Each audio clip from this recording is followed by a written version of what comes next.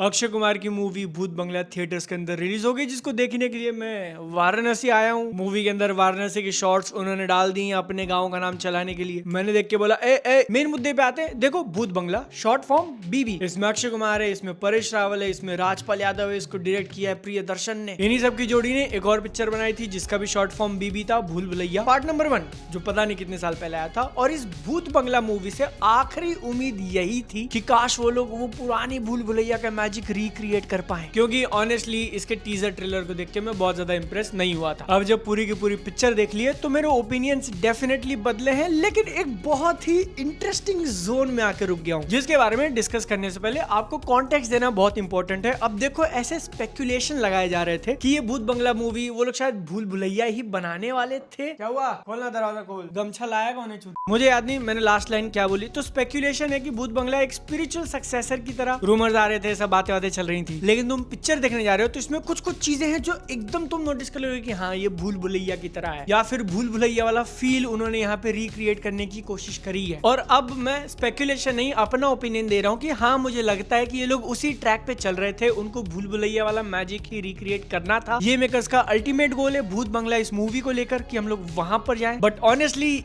इतने ऊपर तक पहुंच नहीं पाए। अब सरफेस के ऊपर दिखने वाली चीजों को मैं पॉइंट करूँ ना, तो शुरू में एक एक्सपोजिशन आता है, किसी की चिता जल रही है और वहां पर काफी कंफ्यूजिंग है। उन्होंने एक एआई जनरेटेड शॉट भी डाल दिया और वो देख के तुमको लगेगा कि हाँ ये जेमिनी से बनाया है, चैट जीपीटी से बनाया है, क्योंकि पूरी पिक्चर चल रही है, अच्छी दिख रही है और एकदम से वो क्वालिटी में ड्रॉप 480p या 360p, आई डोंट नो क्या चल रहा है। टेक्निकली वो है 1080p, लेकिन उसका बिटरेट इतना कम था कि दिख जाएगा, नोटिस हो जाएगा अगर देखोगे तो। और ये चीज पहली बार नहीं हुई है। इसी पिक्चर की मार्केटिंग के लिए जो मोशन पोस्टर वगैरह निकाला था उसमें भी एआई का यूज किया, and it doesn't look good ना। जिसके ठीक सामने इसी पिक्चर के अंदर एक एनिमेशन, या फिर ऐसा लग रहा था कि हैंड ड्रॉन किसी आर्टिस्ट ने ड्रॉ किया हुआ है, पेंटिंग्स दिखा रहे हैं और वो काफी बढ़िया लग रहा है। अगर उसको एआई से बनाया है या फिर एआई से एनहांस किया है तो वो एक सही यूज में कहूंगा। वहां पे बढ़िया खेल गया। काली नाम का एक कैरेक्टर था, उसका ऑडियो डबिंग इतना बुरा किया है भाई, मैं बोल रहा हूँ एक सेकंड, ये आपने सुना नहीं इसको हेडफोन लगा के कि कितना बुरा साउंड कर रहा है। मूवी के स्क्रीन प्ले में इशू है, काफी ऐसे छोटे छोटे सीक्वेंसेस बस उन्होंने डाल दिए जो उसके पहले और बाद वाले सीन से एकदम ही डिसजॉइंटेड फील होते हैं। लेकिन भैया देखो, आई बिलीव अगर तुम इस मूवी को देखने जा भी रहे हो तो इतना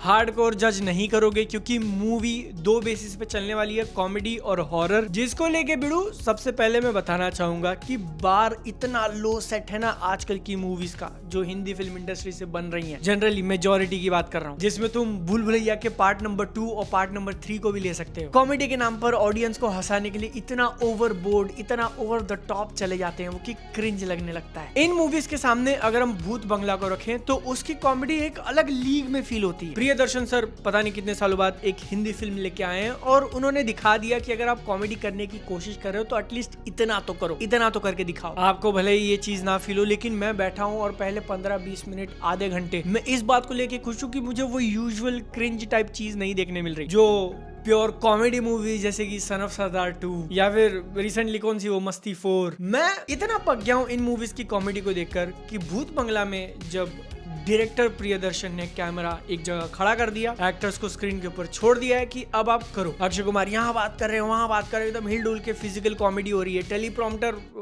कैसे होगा I don't know, teleprompter free acting भाई, मैं बता नहीं सकता। वो चीज देखकर इतनी रिफ्रेशमेंट वाली फील है कि फाइनली ठीक है तुमको आइडिया लग गया। अब तक मैं कॉमेडी को डायरेक्ट करने के स्टाइल के ऊपर कमेंट कर रहा था। एक्चुअल कॉमेडी कैसी है पिक्चर के अंदर, देखो सिंपल सी बात है, कॉमेडी बहुत ज्यादा सब्जेक्टिव। अगर आपका बार मीडियम या उसके थोड़ा नीचे है, आपको लेट्स से कपिल शर्मा का शो पसंद है, तो आपको भूत बंगला की कॉमेडी बहुत ज्यादा अच्छी लगेगी। मेरे थिएटर के अंदर लोग ठहाके लगा के हंस रहे थे, जिसमें से 95% मैं कहूंगा पूरा का पूरा फर्स्ट हाफ में है। मेरे आगे वाली रो पे ही एक गैंग आ गया था और वो तो इतने जोर जोर से हंस रहे हैं भाई, मैं इतना भी फनी नहीं है, बट हाँ ऐसे लोग एग्जिस्ट करेंगे जिनको ये मूवी बहुत ज्यादा पसंद आ सकती है। इसकी कॉमेडी मुझे ओवरऑल एक ठीक ठीक अच्छे वाले स्पेस में रखूंगा। इसके अंदर भी सीक्वेंसेस हैं जो थोड़े बहुत क्रिंज फील होते हैं। ये भी अपनी कॉमेडी काफी ज्यादा फिजिकल करने की कोशिश करती है और पहले 1-2 बार अच्छा लगता है, लेकिन बाद में वो रिपीट करने लगते हैं। और मैं कह रहा हूँ इसी का एक वेरिएशन आपने थोड़ी देर पहले ट्राई किया था, फिर से वही कर रहे हो, फिर से वही कर रहे हो। लेकिन कुछ शाइनिंग मोमेंट्स हैं जहाँ पर मैं भी हंसा कि चलो ये बढ़िया था, मुझे यहाँ पे मजा आया थोड़े मोमेंट्स में। वो भी स्पेशली तब जब अक्षय कुमार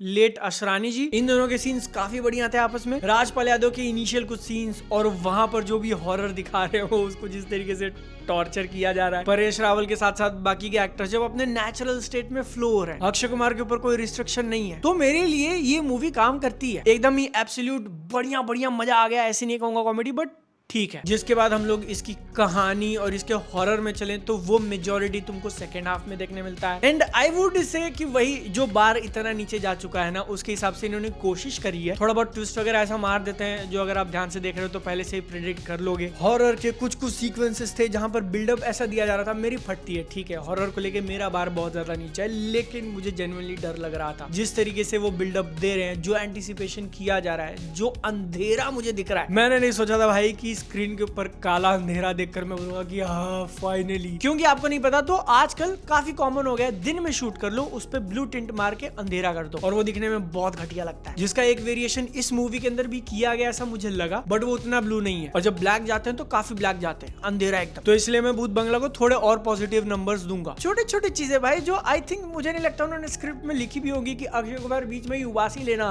करके, और सीन्स जेन्युइनली लंबी ड्यूरेशन तक चलते हैं, हर 2 सेकंड में काट के किसी का चेहरा दिखा दो, किसी का रिएक्शन दिखा दो, नहीं। आई जस्ट विश कि ये जो मैं पॉजिटिव्स गिना रहा हूँ वो पूरी मूवी के अंदर होते हैं, जैसा भूल भुलैया पार्ट 1 के अंदर है। और जब ये पूरी पिक्चर खत्म होती है, इसकी पूरी कहानी मैंने देखी और निकल रहा था, तो मतलब ओवरऑल ओपिनियन था कि ठीक है। I will give you points कि आपने कुछ कोशिश करी बनाने की, लेकिन सबसे बड़ा प्रेज मैं भूत बंगला को यही दे सकता हूँ कि it could have been terrible. वो एकदम घटिया मूवी बन सकती थी लेकिन नहीं बनी। इतना ज्यादा वायर वर्क और मॉन्स्टरफिकेशन जो हुआ है ना, आई फील कि उसने मुझे थोड़ा बाहर निकाल दिया पिक्चर से, थोड़ा ज्यादा बाहर निकाल दिया पिक्चर से। और क्योंकि आप ये वीडियो यहाँ तक देख रहे हो तो मैं बस 1 मिनट लेके छोटा सा रैंट करना चाहूंगा कि लोगों की हालत कितनी खराब हो चुकी है मूवी देखने की। रात के 9 बजे से भूत बंगला के शोज सब जगह लगा दिए गए थे, तो मेरा थिएटर ऑलमोस्ट मैं कहूंगा 75% पैक्ड था, और मैं उसमें देख रहा हूँ कि बीच में कोई यहाँ फोन चला रहा है, किसी को अगर कुछ सीन्स अच्छा लग रहा है तो उसको एंजॉय करने के बदले स्नैपचैट खोल के रिकॉर्ड किया जा रहा है भाई, कि 1 सेकंड मैं नहीं देखूंगा, मैं अपने दोस्तों को दिखाऊंगा कि मैं ये पिक्चर देखने आया हूँ, और एक मूवी में 4-4 बार। जैसे मेरे को कोई दिक्कत नहीं है, तुमको जैसी देखनी है देखो, लेकिन जब तुम्हारे फोन का ब्राइटनेस मेरी आंख पे आएगा तो मैं बोलूंगा भाई